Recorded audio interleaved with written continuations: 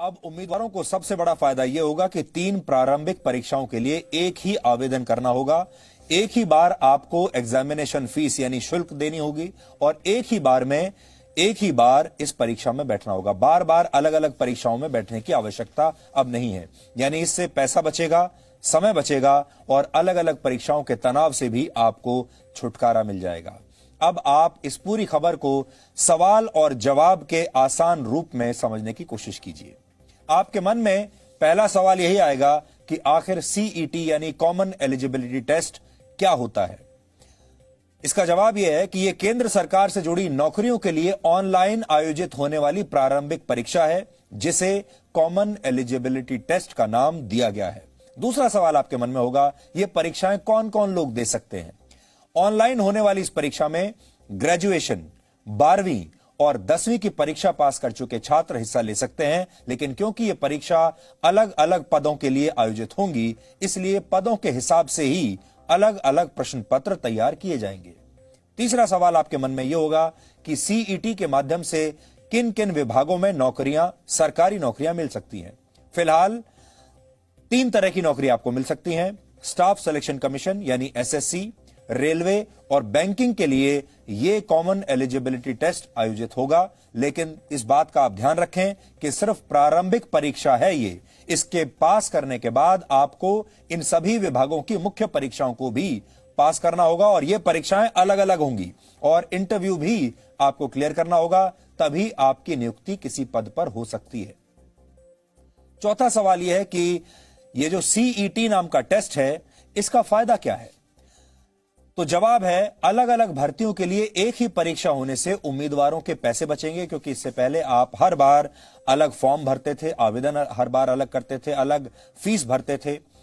आप पहले अलग अलग परीक्षाओं के लिए अलग अलग फॉर्म्स, अलग अलग एग्जाम फीस और अलग अलग परीक्षा केंद्रों तक पहुंचने के लिए उम्मीदवारों को काफी पैसा खर्च करना पड़ता था, क्योंकि आप ट्रेवल करते थे, दूर जाते थे ये इम्तिहान देने के लिए। लेकिन अब उम्मीदवारों का पैसा, समय और ऊर्जा तीनों की बचत होगी। सरकार को भी अलग अलग परीक्षाएं आयोजित नहीं करनी पड़ेंगी और इससे सरकार के खर्चे में भी कमी आएगी। कॉमन एलिजिबिलिटी टेस्ट होने से उम्मीदवारों की भर्ती की जो प्रक्रिया है, जिसे बहुत लंबा माना जाता है, वो भी अब छोटी हो जाएगी। यानी मुख्य परीक्षा में बैठने के लिए नतीजों का लंबा इंतजार अब नहीं करना पड़ेगा। ये परीक्षाएं कई भाषाओं में होंगी, जिससे देश के हर कोने में बैठे उम्मीदवार को चयन में बराबरी का मौका मिलेगा। अभी इन विभागों में भर्ती के लिए 18 महीने से ज्यादा का समय लग जाता था। अगला फायदा यह होगा कि इस परीक्षा में मिले स्कोर को अगले 3 साल तक इस्तेमाल किया जा सकता है। यानी आप जो ये परीक्षा देंगे, इसमें जो आपके मार्क्स आएंगे, जो नंबर आएंगे, वो अगले 3 वर्षों तक वैध रहेंगे। उम्र की अधिकतम सीमा तक पहुंचने से पहले उम्मीदवार इस परीक्षा को जितनी बार चाहे उतनी बार दे सकता है और आप अपने स्कोर को इंप्रूव भी कर सकते हैं।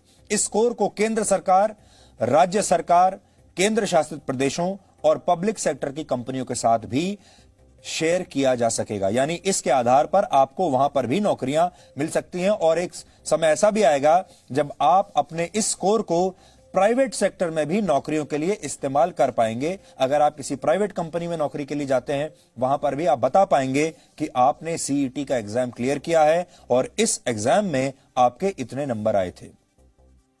इससे महिला उम्मीदवारों को भी बहुत फायदा होगा, क्योंकि उन्हें परीक्षा केंद्रों तक जाने के लिए अब लंबी यात्राएं नहीं करनी पड़ेंगी, क्योंकि कई बार महिलाओं को, छात्राओं को काफी परेशानी होती है। इससे परीक्षा में हिस्सा लेने वाले उम्मीदवारों की संख्या भी 5% तक घट सकती है और ट्रेन और बसों के जरिए परीक्षा केंद्र पर जाने वाले छात्रों की परेशानी कम होगी। इससे जुड़ी तस्वीरें आपने कई बार देखी होंगी, जब ट्रेन में इतनी भीड़ भाड़ के बीच ये छात्र परीक्षाएं देने के लिए जाते थे, हजारों और लाखों की संख्या में। अगला सवाल आपके मन में यह होगा कि ये परीक्षाएं आयोजित कहां पर होंगी। इसके लिए सरकार ने 1000 परीक्षा केंद्र बनाए हैं। हर जिले में एक परीक्षा केंद्र जरूर होगा और इसके अलावा सरकार ने उन 117 जिलों को भी इसके लिए चुना है, जिन्हें सरकार युवाओं को रोजगार देने के उद्देश्य से खास तौर पर विकसित करना चाहती है। यानी भारत के हर जिले में एक परीक्षा केंद्र जरूर होगा। सीईटी की परीक्षा इन जिलों के परीक्षा केंद्रों पर आयोजित होंगी और यह पूरी तरह से कंप्यूटराइज्ड होंगी, यानी इसमें धांधली की कोई गुंजाइश नहीं है, भ्रष्टाचार की कोई गुंजाइश नहीं है। अभी तक ये परीक्षाएं सिर्फ बड़े जिलों में आयोजित हुआ करती थीं और अब देश के छोटे जिलों के युवा भी इनमें हिस्सा ले पाएंगे और उनकी ये परीक्षाएं उनके अपने जिले में ही होंगी। और आखिरी सवाल ये आपके मन में ये भी हो सकता है, इन परीक्षाओं का करिकुलम यानी पाठ्यक्रम क्या होगा? तो इसका जवाब यह है कि सीईटी के लिए एक ही पाठ्यक्रम होगा, लेकिन अलग अलग पदों के हिसाब से उम्मीदवारों से पूछे जाने वाले सवालों का स्तर भी अलग अलग होगा। जितनी बड़ी नौकरी होगी स्तर उतना ही ऊंचा होगा, जितनी नौकरी नीचे होगी स्तर उतना ही आसान होगा। यानी 10वीं पास करने के बाद सीईटी देने वाले उम्मीदवारों से ग्रेजुएशन कर चुके उम्मीदवार के मुकाबले आसान सवाल पूछे जाएंगे। एसएससी, बैंकिंग और रेलवे की प्रारंभिक परीक्षाओं में हर वर्ष 2.5 से 3 करोड़ उम्मीदवार हिस्सा लेते हैं और इनसे देश के करोड़ों परिवारों का भविष्य प्रभावित होता है।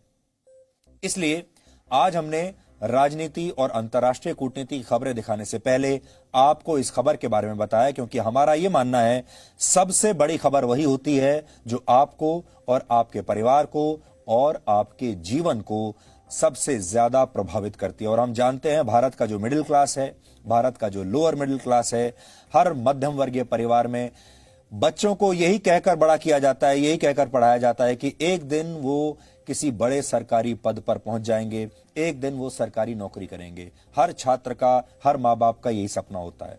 तो आज उस सपने को पूरा करने की दिशा में जो आप यात्रा किया करते थे, उसमें अब बदलाव आ गए हैं।